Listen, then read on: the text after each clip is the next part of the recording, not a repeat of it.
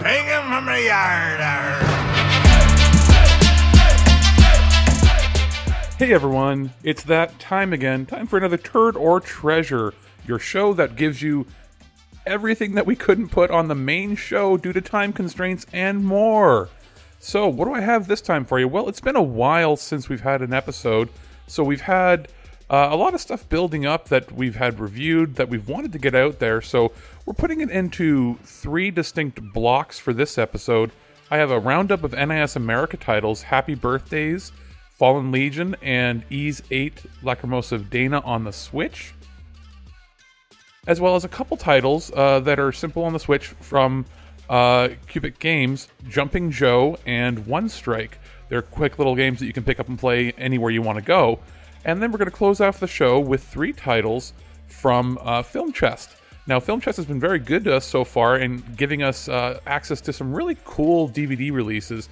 So this is Mr. and Mrs. North, which is a detective-style show with a husband and wife starring from the 1950s, so it's an early adaptation of that genre, as well as One Step Beyond, which is a anthology show a la Twilight Zone, and Lancelot Link Secret Chimp, which was a Get Smart clone by the Get Smart people, only starring chimpanzees. So yes. You're in for a treat there. So without further ado, we're going to go with the NIS America Roundup.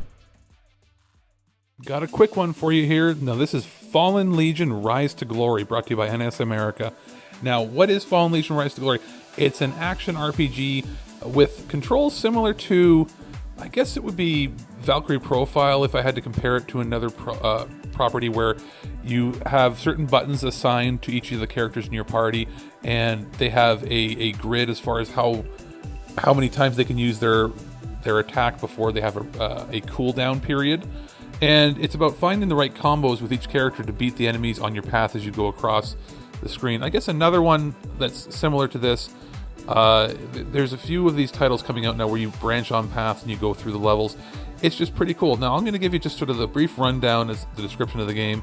Return to the battlefield of Phenumia. Sorry, these are going to be hard for me to say some of the phonetic words here, where a besieged nation stands on the brink of war. See the conflict through the lenses of Princess Cecile, who would restore her kingdom to its former glory. The Legatus Landor, who fights to see a new nation rise in its place. Combining both Fallen Legion Flames of Rebellion and Fallen Legion Sins of an Empire for the first time on one console. Fallen Legion Rise to Glory includes all new art, exemplars, monsters, bosses, and challenges not found in the original releases. See the story from all sides anywhere you go in Fallen Legion Rise to Glory on Nintendo Switch. So it is pretty cool. This is what has been coming out on the Switch lately. They've been putting a lot of bundles or collecting things that were either on Steam or other platforms into one retail set for a cheaper price than it would be to get things individually, with little tweaks and remasters to little art and all the other little assets they put in, which is really, really cool, and it's got a lot of value in it. Now, I will tell you this. The graphics are great. They have this really cool hand-drawn art style. The music is pretty good too. It suits it. Nothing, spectacular stuck out in my mind, but it is very suiting to the game.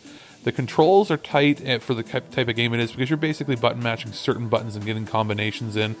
Now, the game is hard. I tried, and I was getting. It took me a while to get through this.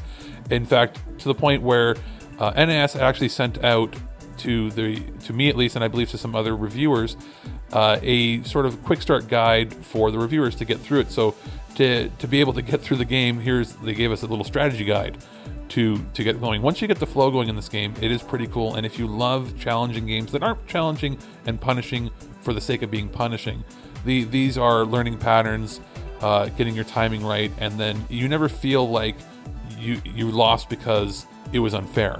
When you die or you have problems with it, it's because you didn't learn the pattern yet. So in that sense, it is a challenging but very fun and rewarding title. It's out now, both digitally and physical, so I would say check it out. That is Fallen Legion Rise to Glory from NIS America. What about the wiener? Okay, I'm here to talk about Happy Birthdays for the Nintendo Switch, brought to you by NIS America. Now, what is Happy Birthdays? It's one of those wacky Japanese titles that doesn't necessarily mean anything just reading the title. You think, is it about a birthday? Well, it is from the legendary creator Mr. Yasuhiro Wada comes Happy Birthdays, a sandbox game that lets you create worlds to nurture and give rise to diverse and unique life forms. Experiment however you like and witness the birth of an ecosystem.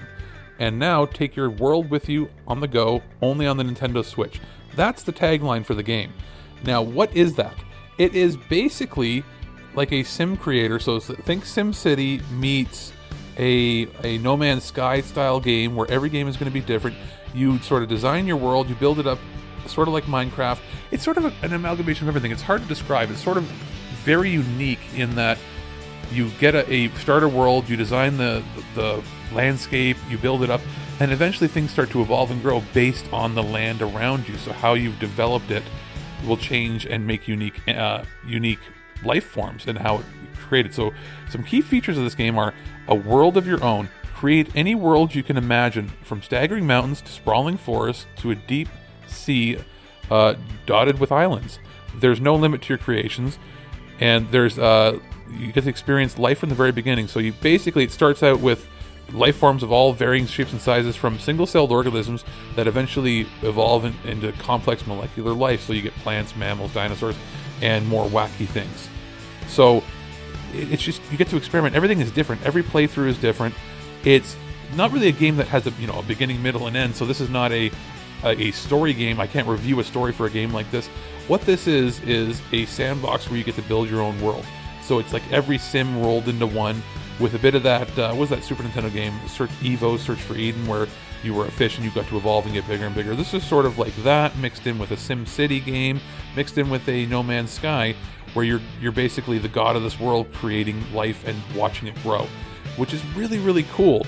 And it's one of those things where it was out on other platforms previously, but on the Switch, it's perfect to take on the go, because this is something you can open up, play for 10 minutes on the bus or in a car ride, and start building your world. It's like the Tamagotchi on steroids, I guess, because you get a whole world out of it. So I would say definitely check it out. Brought to you by NS America. It's in retail stores now. He also attacks by farting. Okay, today we are checking out Ys 8, Lacrimosa of Dana on the Nintendo Switch from NIS America. Now, this is a title that had already been released previously on the PS4 back about 6 or 7 months ago, and I had a chance to check out both versions and compare them. They both work quite well. The Switch version isn't slowed down. There's no real degradation in graphics that you might think from jumping from such a powerhouse as the PS4 to a Nintendo Switch, but it works quite well. The graphics are very pretty, very colorful, vibrant. They work well in the world that it's in. The audio, sound design is quite good. I did notice in surround sound mode on the PS4 version, you did get the DTS surround audio that was a little more immersive that way. And I have my settings set on the Switch for surround, but I still only seem to get stereo out of it when playing it on the Nintendo Switch. But it doesn't matter. It's not really a game that you need to have that sound staging in. It just was one thing that I noticed. The music itself is fantastic. It's very very upbeat, very symphonic. It gives you a feel of like a Final Fantasy meets the Tales series of games, and that's sort of how I feel about this, in that I haven't played these games before this.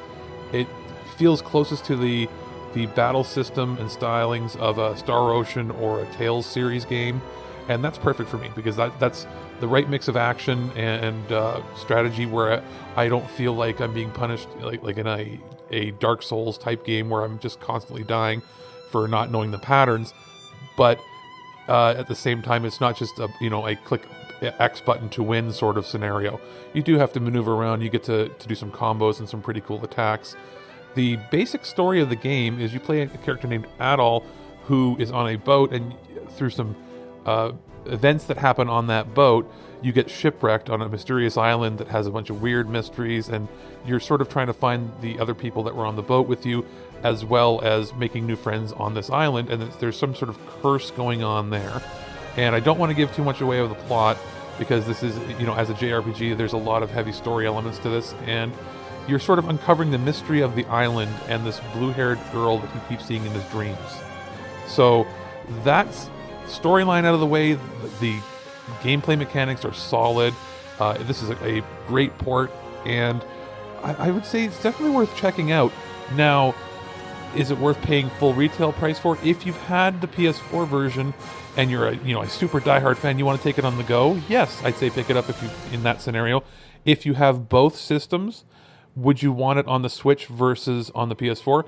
If you want the surround sound to be the best quality possible, and you have, let's say, a PS4 Pro with a 4K TV, you want to watch the best visual quality version of it possible, get the PS4 version.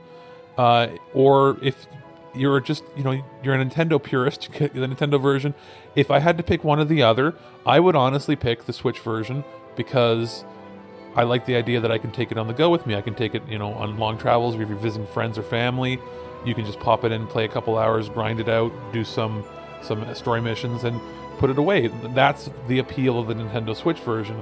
Now, if you own one or the other and you're on the fence, maybe go with the cheaper one. It's probably cheaper at this point to get the PS4 version, but not by much, because it's not that old of a game. But I would still say buy it retail. This is a buy it now game. So it's available right now. Go check it out. Definitely 3 titles you're going to want to check out from NAS America. They are pretty cool and on the Switch, and some of them have been out on other platforms, but it's just cool to have on the Nintendo Switch and take on the go. So next up, we have 2 little titles from Cubic Games, Jumping Joe and One Strike. Got a super quick one for you, a quickie if you will. This is Jumping Joe and Friends, brought to you by Cubic Games on the Nintendo Switch. This is a very small but very fun arcade-style game where you play a character, and all you do is you use the trigger buttons left and right to jump left or jump right, and you're scaling a mountain where, I guess, lava is coming below you, and it sort of has obstacles in the way, spikes, traps that zoom in the screen so it's harder to see things. And all you do is you're jumping up and up and up and up forever and ever until you die, and then it counts each jump as part of your high score. And there's teleports that can teleport you way farther. There's things that can mess with you as far as spikes come out of the ground is one, bats that fly across the screen, other enemies that pop up. And it's very simple. If you jump off the edge, you die. If you get hit, certain times you can lose your hat, which is like an extra hit. And it's just very, very simplistic, but very, very addictive and fun. It retails for about $5 US. You get a discount when these games come out if you already own a previous title from them on the eShop. So $5, maybe 5 to 7 Canadian or so. And it's just very simplistic, but very fun. So don't confuse simplistic with boring. It's something you can take on the bus, and you pop out for 5 minutes, and you hop, and you can play about 10. I found myself playing for about an hour, just hopping up, seeing how far I could get. So these are the games are the sort of titles on the Switch that are perfectly suited to it, where you don't want to sit down and get super involved in something. Sometimes you just want to play a quick arcade-style game. And in that sense, it works marvelously, and I would say definitely pick it up if you've got a little extra cash. Use those Nintendo coins that expire. If you're one of the people like me who had purchased a whole bunch of games before they increased the amount you could get from it. So I would say it's definitely worth, throw $5 in there. That is Jumping Joe and Friends from Cubic Games. Me likey tater tots. Alex here with another quickie. Now this is a Nintendo Switch game again from Cubic Games. It's called One Strike.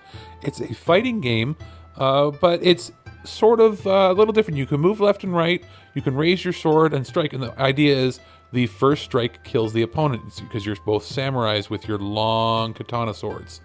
So in the same vein as the previous release that I had talked about, from them, actually pretty much all the releases are very simplistic but very fun and very addictive.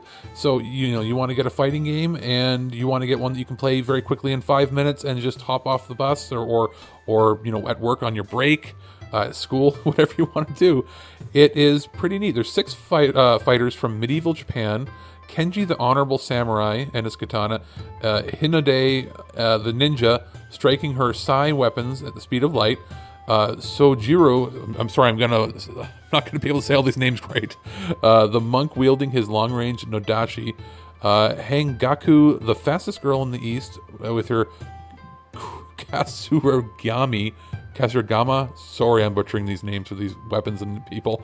Bai Long, a Chinese veteran, and his proud Quan Dao. Tomo, the killer, with her sharp wakizashi. So there's 4 modes. 1 life, just like in real life, you got 1 life. Basically, you slash the person, they're dead. Arcade, where you get 5 lives to train with your character. Team duel, put together your best team of 3 warriors. A tournament, which is up to 8 players. AI or real person can fight for victory. It's pretty cool. You can see what you've done, your achievements at any time. It's got this cool retro sort of pixel art, hand-drawn style, and it's just a fun game to pick up and play. And as with most of the games from Cubic Games, it's fairly cheap as far as what you get for the value. It retails for, again, $5 US, that makes it about 7 or so Canadian. And you get a discount if you're already owners of Robonauts, Astro Bears, or Pirates All Aboard. So it's available right now in the eShop, and I would say check it out. So that was Jumping Joe and One Strike. 2 little titles that are pick up and play and pretty easy to just, throw on and play on the go. So moving right along, we have film chest releases. I've got 3 on the go here. We've got Mr. and Mrs. North, One Step Beyond, and Lancelot Link Secret Chimp. They're 3 very different titles in very different genres, but still kind of cool to check out. So without further ado, we've got Mr. and Mrs. North right up now. Hey everyone, Alex here, and I had the opportunity to review Mr. and Mrs. North, the collector's set from Film Chest. It's a DVD set that contains 4 discs, 50 episodes. Now, this show ran for 57, so I believe some of the episodes couldn't be sourced or didn't exist, or they just didn't have the rights to it. There's no indication as to why, but this is a fairly old show running from 1952 to 1954. It's a show about a husband and wife that sort of solve mysteries and murders. Think a precursor to Macmillan and Wife, or just sort of any of those buddy ones. A more recent one would be maybe Castle, only they started out as husband and wife instead of working their way towards it, or like a moonlighting sort of thing. And it's pretty good for the time period. A lot of the plots are ones that you'd probably guess now because they've been done to death on other shows since then. It is a nice piece of Americana, just looking at how shows were made back then. The visual quality of it is pretty good considering that the source material is so old and dated, and it's at a time when not very many shows were actually recorded on film. A lot of them are still broadcast live, with the exception of like an I Love Lucy, where they were ahead of their time, taping everything for syndication, or a Honeymooners type deal. So these are most likely, from what I can tell, from the kinescope, where they would have a camera pointed at the monitor and film it, and then sort of sync up an audio track to it. And that being said, it is pretty good. So these aren't super public domain crap that you're going to see in like bargain bin. These are probably the best copies of the episodes that you can possibly find. I didn't watch all 50 episodes because I wanted to just get a gist of it. I watched about a dozen or so spread out across the discs just to see how everything worked, because I'm not sitting down to watch hours upon hours for a review of a show this old. I am going to watch the rest of it on my own though.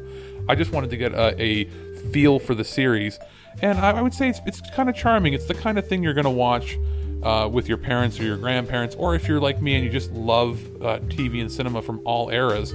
It's something you might want to add to your collection. Right now, it's retailing from Amazon American site for about $17, and factor in the conversion rate in Canada. Up here, you're looking at probably $20, $25, depending if it's on sale or not. And that's actually a pretty good deal. I would say it's definitely worth picking up if you love, old cinema and television. So that's all I've really got to say on it. There weren't any other special features on it, except it did have an insert with episode information of, which episode is which, what air order it was in, and sort of just a brief synopsis of each one. And that is very handy to have, so you can go, hey, what season was this in? Because there's 2 seasons of the show, and you can see if there were any gaps, like because of the 7 episodes that were missing.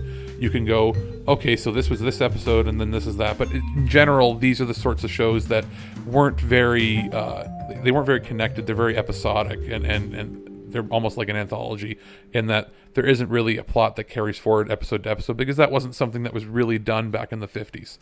So I would say check it out now, especially if you can find it at like a Walmart or at Amazon. And it's kind of cool. I just love these shows. The amazing drama you're about to see is a matter of human record. You may believe it or not, but the real people who lived this story, they believe it. They know. They took that one step beyond. Today I am talking about One Step Beyond, a 70-episode DVD box set from Film Chest. Now, One Step Beyond is a precursor to The Twilight Zone. It came out a little bit beforehand, during the 50s, when all these anthology shows were presented by, either cigarette companies or other things. This originally was Alcoa Presents One Step Beyond, but now simply One Step Beyond is the title that it's gone into for syndication.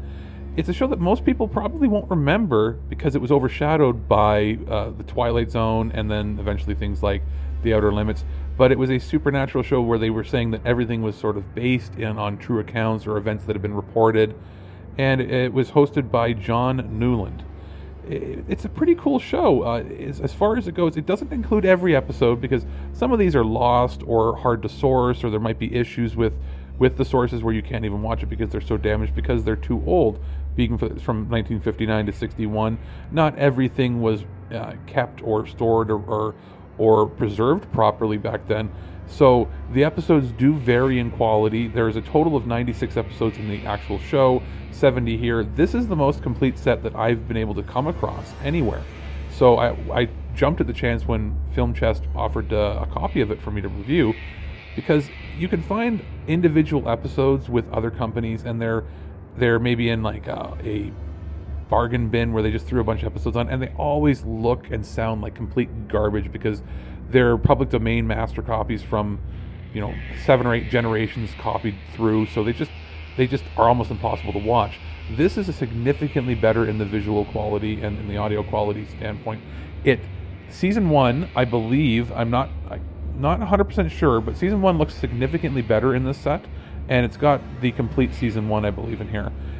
Season 1 was released at one point by, I believe it was CBS, put it out on DVD. There was an official release where it looked like it was restored, and I wouldn't be surprised if this is from that source or from that copy that was remastered, because it looks pretty much crystal clear and sounds amazing. The rest of the episodes that are spread across seasons 2 and 3 on here, they do look better than anything that I've seen on the public domain discs or from other companies, so they are significantly better to watch. They're just not quite as good as season 1. So that's one thing I will mention is the quality does vary throughout, but season 1 is pretty much spot on. So it is worth having in this big set because it's something that you won't necessarily think of when you think of classic 50s and 60s TV, but I just love these anthology shows, Alfred Hitchcock Presents sort of thing. This is one of those, hidden gems. So I would say check it out. It's retailing for about, on sale right now on Amazon, about $12-13 in the States, and in Canada about $20-25. And for the amount of content you get with it, it's amazing. It comes with an insert that has episode synopsis, so you know exactly which episodes you're watching, the air dates for them, and that way you'll know which episodes you're missing, and you're not missing much because it is an anthology. Not a single episode flows into the next. Each one is a standalone story, so it's perfect for this, so that it doesn't matter that it doesn't have every episode. This has the best quality episodes you can find for the entire set. So I would say check it out, pick it up. It's one of those things you can put on a rainy day, or just do a marathon with your family, or even find individual episodes and just pop it in and do like a classic 60s TV show day. So that's One Step Beyond, the box set with 70 episodes from Film Chest. Lancelot Link, secret chimp. Stands for justice, he has no fear. He's the agent to call when trouble is near. Lance Link, you gotta come through. Everybody is counting on you. Okay, people, I'm here to talk about one of the favorite shows I had as a kid growing up watching in reruns, and nobody else seemed to remember it. And when I got a chance to review this from Film Chest, I went, yes, I want it. I want to talk about it. It's been forever since I've seen it. And that is Lancelot Link's Secret Chimp. This is one of those shows where you couldn't probably get away with it today, but they got a bunch of chimpanzees, dressed them up in people clothes, made a whole world for them a la James Bond or a Get Smart. In fact, it was made by the Get Smart people. And they would dub over their voices, and they basically made a James Bond Get Smart type show where they were solving crimes, and it was all involving an entire world where it was just apes. And it's just absolutely ridiculous. When I got this, I showed my colleagues here at This Week in Geek, and they went, "Oh God," that was the only response I got from them. So I ended up taking it to my mother and my grandmother's house when we had a family get-together, and we sat down and watched an episode, and I thought they're gonna go, "Oh crap, I don't want to watch that." I put it in, and my mom goes, "Oh my God, I used to watch that when I was 15, and that was when it was first on. I haven't thought about that in 40, 50 years." And my grandmother sits down and she goes, how are they talking? How did they make them talk? And we just start laughing because in her head she thought they were really talking. So we sat down and watched a bunch of episodes, and it's really fun and charming as a family children's show, and it brought 3 generations of us together to watch and laugh. So it's done something right, that's for sure. There's out of the 17 episodes, which is the entire program, there's not a bad one of the lot. They're just goofy, ridiculous. Like, the only thing I could think of is it looks a little dated in that you can't really get away with doing a show starring animals anymore. But some of the proceeds from this, there's a little card that comes inside of the box set, says that some of the proceeds go towards the, I guess it's the retirement homes where they put a lot of Hollywood animals in, and takes care of them, which is great. The discs also come with special features of the music videos, because there was music videos in this a la like Hilarious House of Frightenstein used to have, or like an Ed Sullivan Show type bit where the apes are pretending to play instruments, and then I guess they dub it in with an actual song. So those are all cool because you can watch them individually. There's extensive making ofs in there explaining how it came to be. Originally it was a movie short they had put together for the studio, and it was liked so much that they made a show out of it. And there's just a whole bunch more. There's actually a lot of value in this, and it retails for about $15 American, $25 Canadian, depending on where you get it. And I would say it's probably easiest to find on Amazon at this point. And it's definitely worth getting, especially if you got kids, or if you've got parents, in my case, and grandparents that remember watching it and had completely forgotten about it through the ravages of time. But I would say check it out. We could not stop laughing and just had smiles on our faces the entire time. So that's Lancelot Link's Secret Chimp from Film Chest. Well, that's going to do it for today's show. I'm probably going to have another episode out, maybe even the same day or another day this week, simply because we have so much to cover that we want to get out to you as soon as possible, and we don't want to let things linger. So we've got, coming up on the next show, Fox and Forest, which is a cute little indie title. I've got Moonlighter, which is another cool Zelda-esque clone. And we've got Onrush, Vampire, a review of the voice recorder that I'm currently using to record this. We also have 2 reviews of releases from Alpha Video. We've got Last House on the Left and Basket Case that Michael and I sat down to watch, and our thoughts are interesting on it, to say the least. So be looking for that right after this episode. If you would like to leave feedback for us, feel free to at feedback@thisweekingeek.net, or even my personal one, alex@thisweekingeek.net.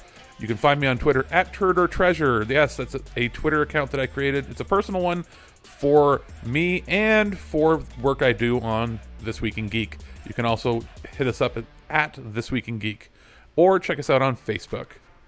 Okay, son, now you're starting to scare the viewers. Just act normal. I'd ask you to do the same, but I'm afraid that ship has sailed. Why are there so many ostriches? But you have a game that is dipped in a Ropey, thick window cocking.